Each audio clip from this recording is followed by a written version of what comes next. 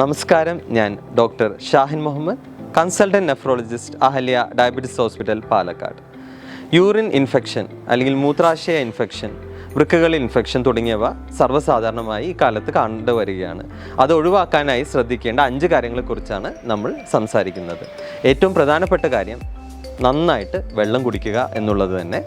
രണ്ടാമത്, മൂത്രമൊഴിക്കുന്ന ഭാഗം വൃത്തിയായി കഴുകി സൂക്ഷിക്കുക, നനഞ്ഞ് ഇരിക്കാൻ പാടുള്ളതല്ല. മൂന്നാമതായിട്ട്, മൂത്രം അനാവശ്യമായി പിടിച്ചു വെക്കുകയോ ഹോൾഡ് ചെയ്യുകയോ ചെയ്യാതിരിക്കുക. നിശ്ചിത സമയങ്ങളിൽ യൂറിൻ പാസ് ചെയ്യുക. നാലാമതായി, മലബന്ധമുള്ള ആൾക്കാർക്ക് അതിന് വേണ്ട ചികിത്സ തേടണം. കാരണം മലബന്ധം അഥവാ കോൺസ്റ്റിപ്പേഷൻ ഉള്ള സമയത്ത് യൂറിൻ ഇൻഫെക്ഷൻ ഉണ്ടാവാനുള്ള ചാൻസ് കൂടുതലാണ്. അഞ്ചാമതായിട്ട്, നമ്മുടെ പാർട്ട്ണറിൻ്റെ വൃത്തിയും പ്രധാനമാണ്. നമ്മുടെ പാർട്ട്ണർ ആയി സെക്സിലോ മറ്റോ ഏർപ്പെട്ടതിന് ശേഷം മൂത്രമൊഴിക്കുന്ന ഭാഗം വൃത്തിയായി കഴുകി സൂക്ഷിക്കുക. ഈ കാര്യങ്ങളൊക്കെ നന്നായിട്ട് ശ്രദ്ധിച്ച് ചെയ്താൽ ഒരു പരിധിവരെ യൂറിൻ ഇൻഫെക്ഷൻ വരുന്നത് തടയാൻ സാധിക്കും. നന്ദി, നമസ്കാരം.